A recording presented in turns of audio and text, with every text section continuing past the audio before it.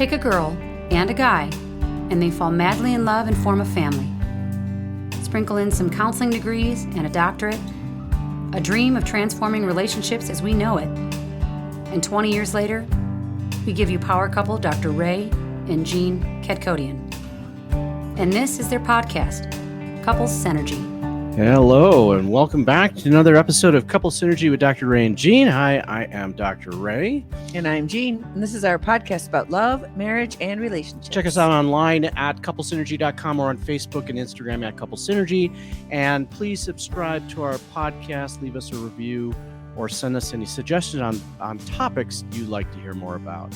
And now on to Couple Synergy, an in-depth look at love, marriage, and relationships, where we bring you our experience helping thousands of couples transform their relationships for over 20 years. You know, everyone says you should work on your relationship, but nobody teaches us how. So we've created this podcast to teach people what they can do to create the relationship they've always dreamed of. With the partner they fell in love with. On today's episode, we were going to talk about resilience, right? And specifically creating resilience within your marriage, within your relationship, and within your family, okay, with kids. My favorite definition of resilience is the ability to come back to your original shape after you've been squeezed. You know, like memory foam? Right. Right? Right. You know, I looked up the definition of resilience. Let me see here. Okay, resilience refers to the ability to bounce back from adversity, challenges, or setbacks. It's the capacity to adapt, cope, and recover in the face of stress, trauma, or difficult situations. Yes. Resilient individuals are able to maintain their well-being, emotional balance, and functioning even when facing significant difficulties. You know what's interesting is when we feel good, I never hear people say, boy, I feel so good, I'm the only one. Right. But when people are going through adversity, they think they're the only ones. Or I'm the only one that has ever suffered like this on this planet. Yeah. And it's really amazing. I wonder what it is about the human mechanism that we feel that way. We feel so alone when we go through difficulty or adversity, or we feel punished, or we feel like something we did is wrong and that's why this is happening. Or we feel like a victim, which is even worse. Right. Right. And, you know, it's very, I wanted to talk about this topic because it's so apropos as to how things are going about these days. Well, you saw that article. I saw an article, and it was from an air marshal. An air marshal was interviewed, and he was being interviewed because there has been an increase in unruly passengers over the last few years or so, and it has increased by 45% as far as how many unruly passengers there are, and being having to be taken off of planes. Planes being diverted because the passenger has to be arrested and taken off. So he was commenting on why there has been this increase, and one of the factors was the fact that a lot of the airlines have gone to no frills. Yeah. Right. So it's just kind of bare bones, and there's very little customer service going on right now. Yep. He said that a lot of the good flight attendants and crew, they lost their jobs or over COVID, and then what happened was that they brought on these new employees that aren't really attuned to customer service.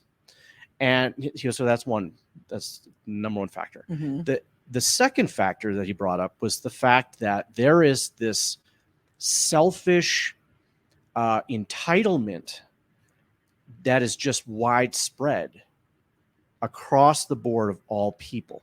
Yep. Just in our society today, it just seems to be just growing and increasing, where people feeling this need that I'm entitled to the best treatment, or I'm entitled to this or that. And so because of that, and you combine the two, you've got people that are pretty angry Right. Like this isn't like in the past, it would be someone that was like an unstable character. Yeah. This is like general people now. And it's interesting, those two factors. One is being shown some loveliness and an environment that is calming and caring. Mm-hmm. And two, the idea that I'm special and I deserve special treatment. Yeah. And if something doesn't happen exactly the way I want to, then the world should change. Mm-hmm. And both of those things don't lead to happiness. They don't lead to feeling good in the world. What leads to feeling good in the world is taking care of each other. Not what can I get, but what can I give? Mm-hmm. And we notice this a lot in families that are over accommodating out of guilt or something to take care of their kids. So, one of the greatest places to learn resilience is the dinner table.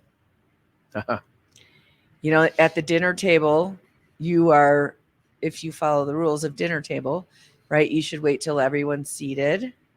You should wait till everyone is served before you start eating. Yeah. You should ask to be excused. You participate in the conversation. But more often than not, kids are being fed first. Mm-hmm. They're being fed exactly what they want. If they don't like it, they're getting something else. Instead of the family sitting down, this is what's for dinner. And if you don't like it, you don't like it. And then that's where we learn that resilience. That's where we learn that thoughtfulness of, is everybody sitting down? Is everybody else taken care of instead of just me? And I think it came from a good place. It's just creating this kind of entitlement that is more epidemic than we've ever seen. Yeah, it truly is. And what you're talking about is teaching your kids that resilience by delaying gratification and learning to be polite, and learning about respect, not only respect for yourself, but respect for everyone else as well. The problem with that is that someone has to teach it. Right. And a lot of the adults, they don't follow those rules. They don't, they're not respectful in that way. And so how can they teach their kids? They're not even role modeling how to do that, And so it's generational now. Mm-hmm. It's being passed on generation to generation. I just think about some of the subtle lessons that COVID has taught our society. Yeah. Just this social distancing. Let's just talk about that, social distancing. In Europe and around the world, the distance that we stand apart from another person is much closer than in the United States, right? United States, we have this little bit more distance is more comfortable for us. Well, COVID, it pushed that distance even more further out. Right. But then you're on an airplane and you're sitting next to someone and probably touching them. Yeah. Yeah. And it's like, you don't have that resilience in you, especially if you have all that fear. Right. And fear is a big factor too, that we see where people are afraid to try new things. Mm-hmm. They're afraid to risk something. They have projected worst case scenarios onto everything that is in the unknown. And so they keep their lives very predictable. And then if your life is predictable and anything happens, like weather or something that is going to mess up your plans, it's like blows your mind. Like you can't respond to that and say, okay, well, let's just change the plan. Right. Which is what resilience does. Resilience says, oh, the road is blocked over here. Let me find another path. But be flexible, be able to pivot, be able to deal with adversity and challenges. And that's kind of what the whole definition of resilience is, right? Is that there are going to be setbacks in life. Things are not going to go according to plan. What? and you are going to have to change any routine that you have to accommodate something that a challenge that's going to come along the way. The problem with that is that there's so much anxiety. There's so much of this need for control that when these setbacks happen, people are losing their minds. Yeah. They have lost control of something. And they're so fearful that they really think Right. something bad's going to happen. The cool thing is when you start looking for the alternative path, you find a better one every single time. What you think in your head is the right way to do something or the only way to do something, and that it should go according to plans. It always comes out better if the plan fails. Yeah. It always becomes at the very least an opportunity to find out what you're made of. Worst case scenario, you don't get what you want, but you learn about yourself. But typically you get something even better. And that's another thing that's different in our culture. We don't have room for something bigger than ourselves. The whatever you want to call that, source or God or the universe, or even luck or synchronicity or any of those things that right. sort of just happen from a place that isn't internal. It's out there somewhere. And there's a wisdom out there that knows way better than us. Well, the problem with that is that if you don't believe in something greater than yourself, then you become very egocentric. Well, you're the best then. Then if there's nothing greater than me, then I'm the greatest. Right, exactly. I'm greater than you. Yeah. And then we see how that plays out in relationships. Yeah. Right? Is that if I think that I am the best and that I am right all the time, well, then I have no room for a partner. You have no room for being compassionate. You have no room for empathy. You have no room for understanding. And you have no room in your heart. Your heart shuts down in order to do that in your head. That's a head thought. Yeah. That I'm the greatest and that I know the best and you're the one that's the problem and you're wrong. Yeah. And it's a very difficult thing for kids now to move into how to have that peer-to-peer relationship because as children, they're being told they're the best. And they don't have friends going, no, you're not. I can beat you at this and I can beat you at that because everything's very controlled in their worlds. Totally. And, that it's so systemic now. It's so widespread. People are teaching their kids how to be that way. Yeah. Is that I am the center. And so now instead of parents teaching their kids resilience and how to delay that gratification, they are teaching them that their needs are a priority and they need to be taken care of right now. And more important than anyone else. And more important than anyone else. And they don't have to wait. And if anyone else needs something, doesn't matter. Exactly. Yeah. Right. Yeah, that's, this is the, unfortunately, it doesn't seem to be heading in a better direction. It seems to be getting worse. Yeah. And the cost of it is anxiety and depression. Yeah. And the anxiety and depression that we feel today is not the chemical imbalance. Sorry, some people are joining us now. They're not, it isn't the stuff that is pathology. Right. It's a spiritual depression. It's a spiritual anxiety that's really telling us we're not living our lives in accordance with our own integrity. And so when we feel that discomfort, we don't go, okay, what do I need to do? We feel that discomfort and say, what does out there need to do? And out there doesn't care. It really doesn't. Because out there is saying, what are you doing for me?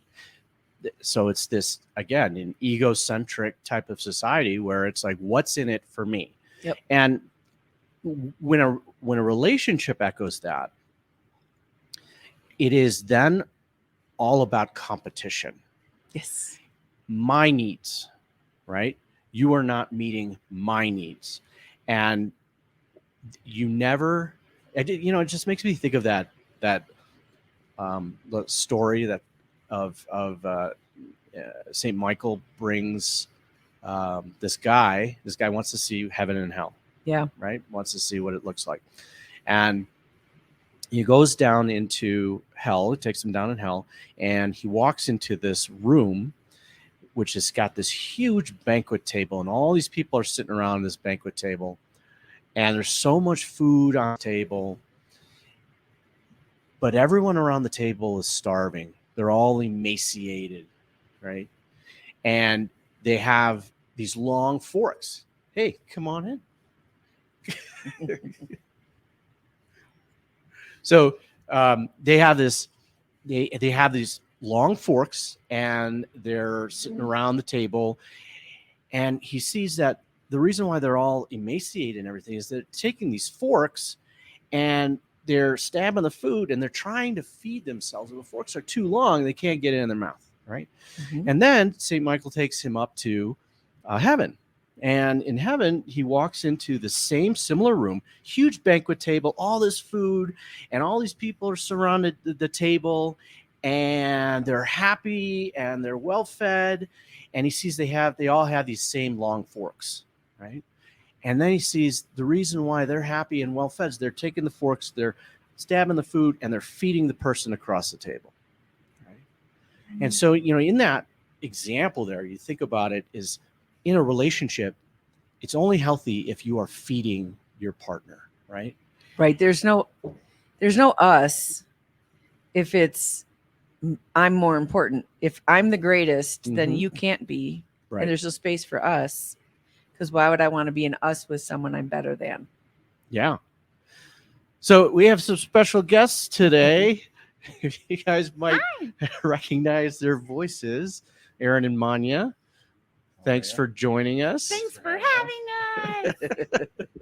So, they're here and visiting us in Colorado, and then you just got back from a bike ride. Is that what you guys did? Yeah, I went around the reservoir, and boys were swimming, and ended up taking a lot longer to get things loaded back up into the truck. That's always the way it is, especially here.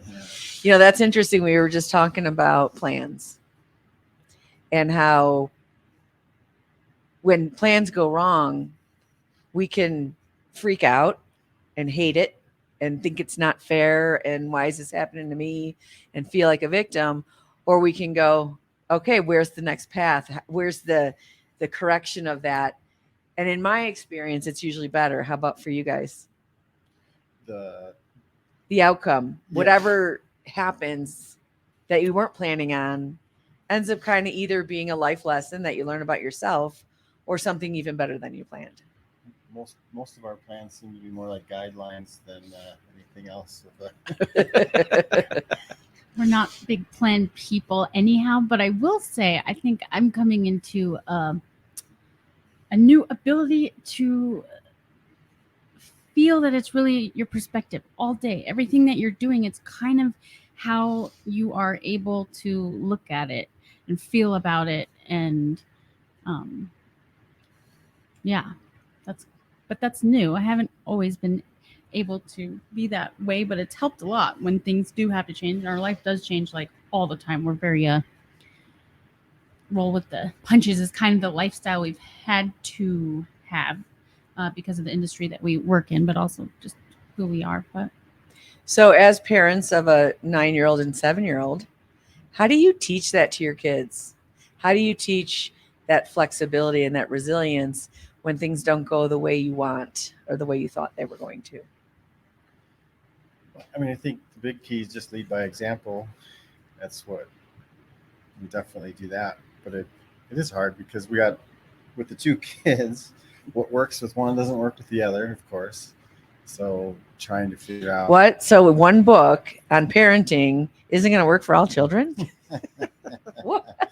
Only if you throw at them, then it works for all the kids. Yeah. And even the same thing that works with one kid 3 months ago, they're like always changing and growing. And sometimes you think you got it you got it. Okay, we're in. We're like grooving, and then some other new challenge comes up, and Well, this trip's been amazing. I think we had some really big breakthroughs with the kids, actually. So that's been super special. So talk a little bit about your trip so people know why you guys are sitting here in the saloon in Colorado. Well, mainly because you guys were nice enough to take us in on our weary ways. But, I'm from Colorado, and my family's here. And even today, it was like, fulfilling. It's been really. I never dreamed that I would be raising a family not in Colorado, and so that's something that I've had to like find the perspective of like things just didn't work out how I thought they would, but they're like a million times more amazing than I ever That's what I'm saying. dreamed. But I even like today getting to still keep the pieces that were important, like mountain biking with my family in the mountains. Like I still got to do that today. Like something that at the beginning was like, oh no, it's not going to work out, all these things. But it's like, if you keep, if you keep the things that are really important to you that you do want to happen, they can, or at least in my experience, they totally can and will happen. And we can have it all. It's just not maybe how you think. Yeah, that is such an important thing, and it's kind of nice to have perspective of parents that have younger kids, because ours are grown. We're pretty far from that now. Yeah. But it's such a journey, and even like when you have a child that's born, and you're like, oh my God, this is my life. But then like 6 months later, this is my life, and 12 months later, this is my life. And we try to make all these decisions like, okay, we're gonna stay home or put him in daycare or go to this school or that, and it all evolves way outside of it. And like you were saying, the kids change. And that's one great thing we can learn from kids is it's okay to melt down sometimes. It's okay to say, you know what, I've reached this thing. And I think that is part of our way of coping.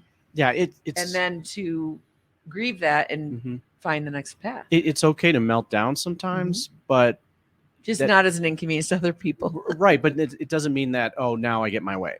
Right. Because I mean, that's when we're talking about resilience, which is kind of the center topic that we're talking about today is, this society has gotten to the point that they're so egocentric. And it's like, I want what I want now, right? When I want it. And we were talking about this yesterday, is that how many people are being pulled off of planes now because, they're unruly and they're, starting fights and things like that. And it's just this sentiment throughout our society that's growing more, where people are not resilient. They are not able to deal with tough challenges and setbacks. When plans don't go the way you want it to, well, you don't have a meltdown and demand that it go your way, right? You have to learn how to pivot. And you guys are talking about your industry, and you have to pivot a lot, I imagine. Yeah, I guess we never fully answered your question of like how we ended up here. Was our union went on strike, and so what do you guys do for a living?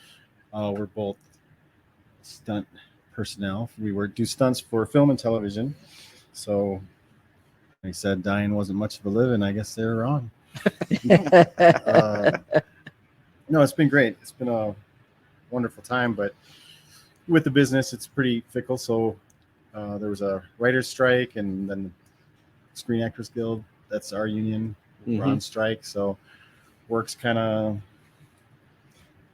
hit a wall, and we're like, let's pivot, take a road trip and try to enjoy the time while we can. So that's how we ended up out here. There's so many things I want to. Can I circle back? I'm normally the chatter. I'm trying to give space for Aaron to talk. He's very quiet. He's doing a good job. But okay, about meltdowns, because I do think there's like two different, like this cultural space to have an emotional meltdown that will turn into something positive is one thing, but then also kids learn that very quickly. When you have a meltdown, there's like power in that because people react to it in a certain way. I actually think in some spaces, I was raised to be able to have a lot of emotions, and I could have a meltdown and people wouldn't try to fix me or be like, oh, what do you need? You're not okay. You're not okay. No, it was like, they would just let me cry, and I would like do a thing and usually come through it that I think some people, if they knew how to do that more, like a positive emotional release, but then there's also this other side of even just getting frustrated on a plane that it's like, Mhm. I don't know. I just wanted to circle back to that one. Well, if you think about resilience in your physical body, that means that the more disciplined you are, the more resilience you're going to have. The more you consistently work out, the more you sleep and eat the way that your body needs, the healthier you'll be. Well, our emotional body isn't any different. We don't really have emotional discipline. So we don't know what to do when we have big emotions and how to contain them and how to move through them. So find our shape again, right? That's what resilience is finding your shape Mm-hmm. back to where you were. And I think people don't know their shape, their emotional shape, their emotional selves very well. And so it's almost kind of like shocking. And, there's a lot of studies that have shown that people are living in a constant state of shock.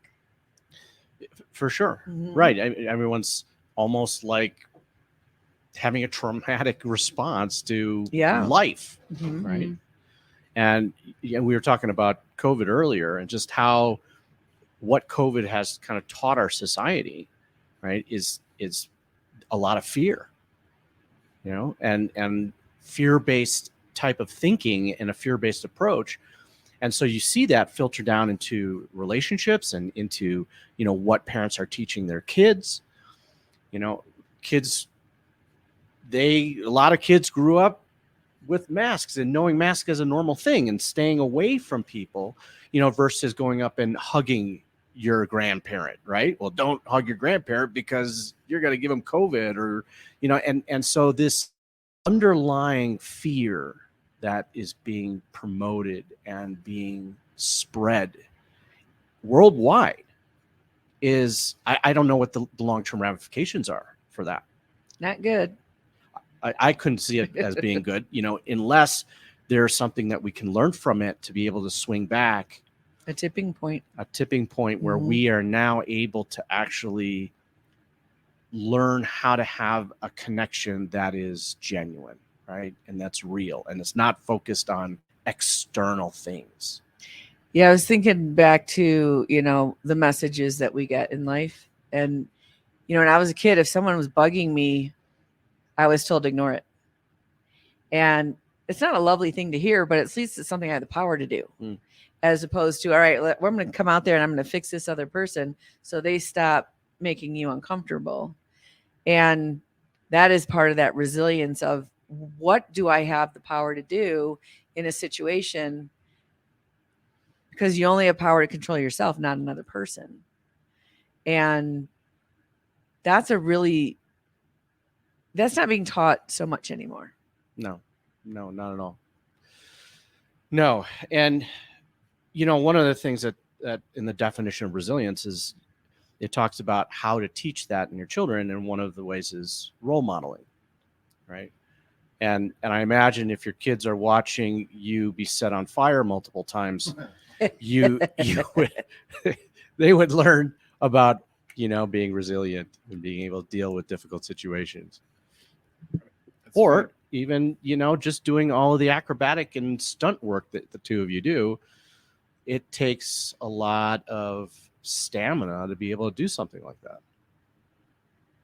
I think sometimes because our kids don't know any different, it's hard for us to have a perspective on how all those things of just watching people be lit on fire at our house all the time and thrown through there and fight seeds, and how that I think I can see them as they're getting older starting to understand the mental strength of doing something that you're afraid of, but doing it in a safe way that can help you.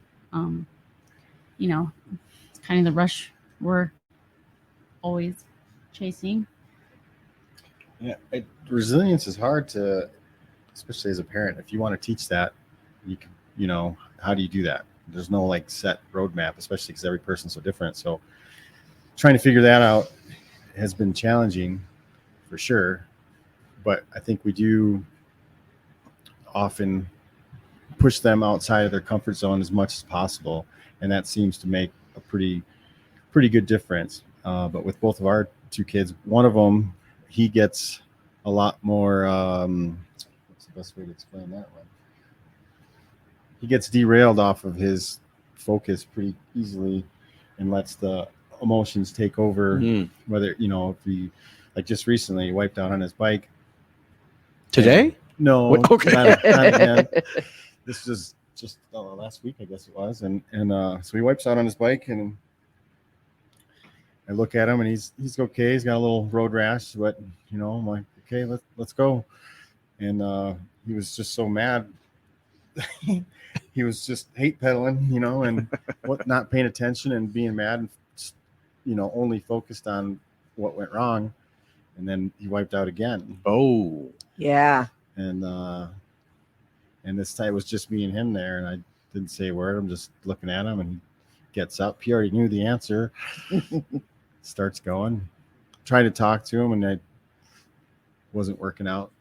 Trying to give him a little space, give him the time to recover. But so that was a big learning lesson for him. And then we stopped again, and we ended up having to circle back on it a couple hours later, and had a nice chat with him and talking about the mental toughness and just trying to figure out how to get through to him. And funny enough, though, I like talked with him, and I even asked him, like, well, what's the way for me to help you when something like that happens? How do we turn that around? And didn't really have much of an answer. He was like, I don't know, maybe give me some space. I'm like, okay. And so the next day he got in trouble fighting with his brother again, and he gets his iPad taken away, and he's all emotionally distraught about that. And I looked at him, and I was like, hey, come here. I'm like, remember what we talked about yesterday? And he started thinking about it, and I'm like, what you're doing right now, is that going to help you get what you want, or is that going to hurt you? And he started thinking about it. I'm like, all right, well, what can you do? And then he started doing chores and started helping out. He turned his attitude around. Not only did he end up getting it back, but he did chores for his grandma, and he ended up getting some money too. And he was all pumped up about it, and he started to get it. So that was a huge breakthrough moment. It was awesome. And he still gets on a bike. Yep. He We had a didn't great wipe out ride. today. And we Yep. had a great ride today. Because that's the thing, we'll be like, well, you got hurt there, so let's not go there anymore. And that's how we lose resilience. That's really awesome. That's a great example. Only bad part was as soon as he wiped out, he started, the way he was acting, he started F this, F that type stuff. Yeah. So I had to, hey, and I made him do push-ups. So before I could even check him out to see if he's okay, he's getting yelled at. He's doing push-ups, and he's getting back on his bike. I had to kind of go that way first. So that was, which is unfortunate. You don't want to have to go. Well, or not, because that's one way to get grounded, right? He was unglued, emotionally dysregulated, and that rhythmic push-up type of stuff is probably helpful to regulating him. Our dogs were like that this morning. They were just, they would not listen. They were crazed. And they need that. They need us to like grab them and be like, stop. Yeah. There's something in us that just sort of Settle takes down. over. Well, yeah, they can't self-regulate. It's like the throttle's stuck open, right? Yeah. So you need to like put the brakes on them, and kids aren't any different, right? They get all wound up with their emotions, and they're learning. They have to learn how to regulate their emotions, because they're going to run into tough and difficult things in life, right? And I mean, the way you handled it was having that conversation with him, processing it with him, asking him, what is it that I could do that'd be helpful next time? I mean, that's typically, parents really don't have conversations like that with their kids. It's usually do the push-ups, you get punished, but then there isn't processing afterwards. Or the opposite. Come here, I'm going to cuddle you. Or the opposite, right? And I'm gonna protect you from it fix again.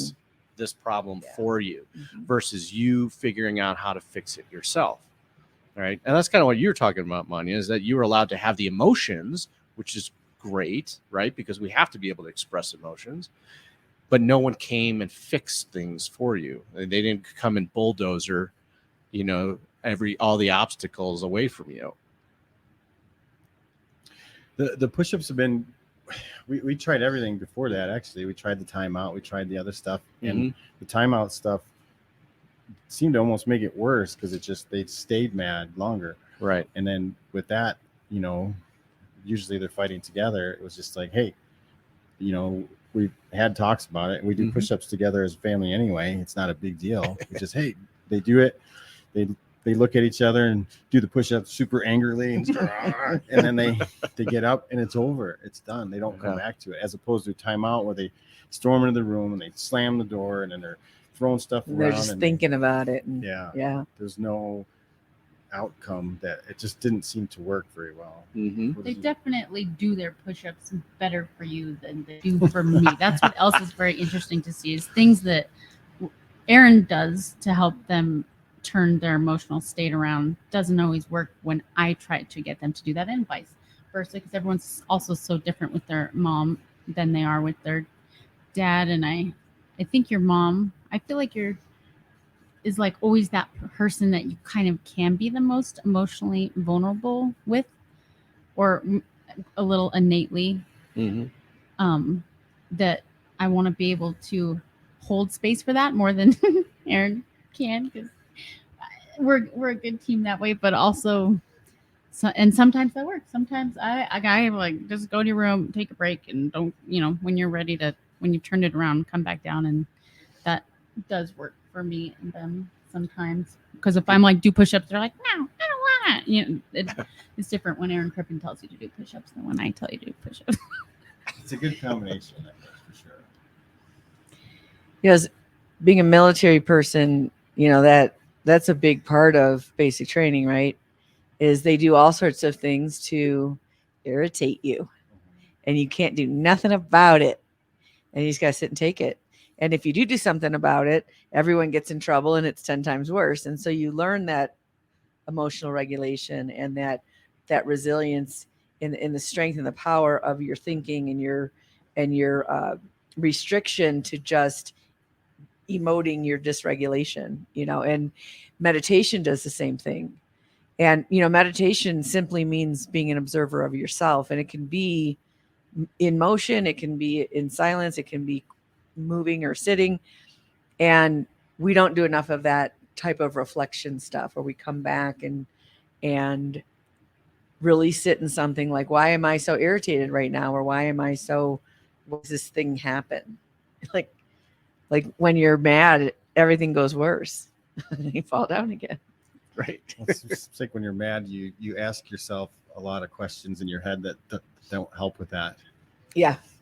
Your thinking is so off when you're mad. Mm-hmm.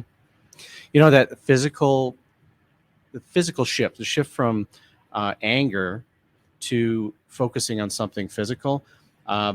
It's our brain and our emotions work that way, right? That we can't shift from a very powerful emotion to being happy. It doesn't work that way, right? And so, like when we're talking about, like let's use panic disorder as an example. If someone is in a full panic attack, you can't talk yourself out of it. It is a physiological experience, right? And so because of that, they need something physical in order to kind of shift gears, right? So if someone is in a panic attack, we'll make them do 25 jumping jacks. We'll say, hey, run in place really, really fast. And what that does is it kind of hijacks their breathing, the respiration, their heart rate and everything, which is focused on the panic right now. Now it focuses on full activity. So then it causes them to start to calm down. Yeah, because you push it up and then they have to recover from it. Right. Yep. Right. So, with your kids, timeout doesn't work that way because they're just sitting there feeling the anger. It's a physiological experience now. I like that. And maybe jumping jacks will be my thing. He'll be Mr. Push Up and I'll be jumping jacks. I think that might work. Right. So, that's why that works very well, for kids. And I don't know. I mean, I don't think parents do that enough. I thought one of the words you used was really interesting, the word attitude. And attitude has something to do with direction, right? Which attitude are you at, that where you're moving? Yeah. And our attitude is like, what direction do I want to take? Where do I have control or not control? And it is that act of giving. He started giving. He started being helpful and useful. That helped him shift back into I belong, and people care about me, and I can care about them, which is, we were talking about that earlier. That's what's the richness of being a human being, is what do I have to offer, which I have control over. I have no control over what can I get, what can I receive. And so if you are in a place where you feel a poor attitude or anxiety or entitlement or that, start looking around, because when you're in that place, you can only see yourself and not clearly. And you think nobody else is going through anything, but I promise you, everybody else is going through something. Yeah, absolutely. That's what life is about. Yeah. Right. It wouldn't be much fun if it went all our way every time. Right. We have to have the falling down in order for us to be able to get back up. Yeah. You can't grow without it. Yeah. It seems like too, if you're open, I don't know where to start with this whole sentence here. I should have thought of that before I started talking, but there's a lot of different types of resilience, whether it's mental strength and resilience with that or physical, or I know they're all kind of connected, but with the two boys, it's like one of them kind of understands the game of it. Like if he sees, if he gets in trouble, we're taking this away. He kind of can be like, I don't need it anyway. And just, he knows how to, like, you're just like, but it's kind of, it's interesting. Like, I haven't figured out the best formula for, like, if you wanted to, how to teach resilience. Like, still don't know the exact answer, I guess is what I'm trying to say. One trick and piece that's been nice, that kind of about how you're saying when someone has a panic attack, they can't, you can't go from feeling terrible to amazing, but just how can you take a thought and a feeling and emotion and just make it a little bit better, a little bit better. Hey, I'm like having a hard day, feeling like about the stuff I have to get done, but how can I just be like, just turn it around just a little bit? At least I can do these things and am able to, some people can't even get out the door and go to the grocery store for all kinds of reasons, in a way that has really helped me just a little bit better. It's not like this, everything's amazing, it's wonderful, and I'm like connected to my truest, highest spirit at every moment of the day. But like in the moments of when I am like feeling judgmental and not good enough and all the things, how can I just take that thought and make it a little better, and trying to talk to Colt about that just a little bit better, because he can go in a super dark place for a 9-year-old kid that he is hard to know sometimes if he's being manipulative about it as well. But I mean, I hate myself, I want to kill myself. I mean, he can, when he's having a hard time, he goes into a place that has been challenging for both of us. And my mom was also a therapist. Doesn't happen that often, but it happened once at school. Totally freaked his teacher out. She was like, he has some very big, deep, dark emotions kind of throughout the day. But he's starting to notice them, which I think is cool.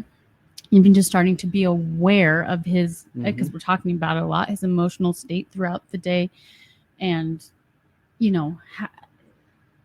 all the things. The conversation is, it's starting. I feel really hopeful for him in that way. I'm kind of smiling because there's such a resistance inside to reach for that better thought. It's the same thing like we try to teach couples when they're in a fight. Still go give your partner a cup of coffee. And you're like, I don't want to do it. And yeah, I noticed that battle in myself. If I'm not feeling really that great and I'm trying to convince myself to step into something that feels better, it's like, no. I want to stay and suffer.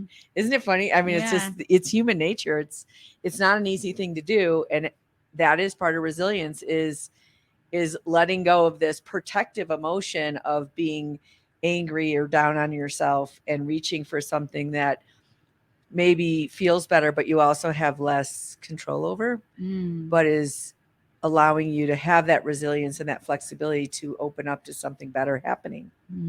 But it's funny, we fight ourselves. Yeah, you give a coffee and I maybe put accidentally trip and throw that. No, we're not recommending that. Or laxatives or none of that. Right. Oh, man. A little All right, salt. just lit up. A little salt in the coffee. All right. All right. Well, we want to thank all of you for joining us today on Couples Synergy. Our passion is in helping couples and people have happy and healthy relationships. And this podcast gives us a fun way of bringing our knowledge and expertise to you, our listeners. Ray and Jean are so cool. Thanks, guys, for being on the show today. Yeah. Thanks for and for joining visiting us. us. It's been great. Yeah. Joining us like in Colorado. And on the show. Which is The awesome. space we have here is so inspiring and beautiful, and it's really cool to be around people who are just like really in their zone. You can feel it. You guys are like doing your purpose Mhm. and have created a space to live your highest purpose out of it. And even just being here is really, really cool. And the kids are picking up on it too. I mean, you got Thank it you. going on. We're so happy to be here. We're happy to have you guys. Yeah. So for all of you listening, please let us know how you enjoyed the show. If you have any questions, comments, or topic suggestions, please email us at contact@couplesynergy.com. For more information about Couple Synergy and our programs such as Relationship 101, the Home Study Course, the Couples Weekend, the Couples Relationship Enhancement Weekend, which is coming up in October here in Colorado. Actually, we can probably look out our window. We can see exactly where Yep. it's going to be held at. Facing And Eagle Rock. it's beautiful. October 12th to the 15th. Contact us at couplesynergy.com. Contact@couplesynergy.com. Also, our coaching program called Couple to Couple. Look us up online at couplesynergy.com. And if you know someone who could benefit from this episode, please download it and share it. And thank you for listening. Until next time, synergize your life and synergize your love.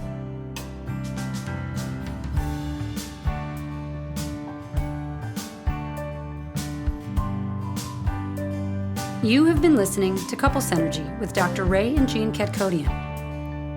Couple Synergy was recorded, edited, and produced by Dr. Ray and Jean Ketkodian. Voiceover and music entitled Breathe and Let Go was recorded and composed by Gina Gonzalez.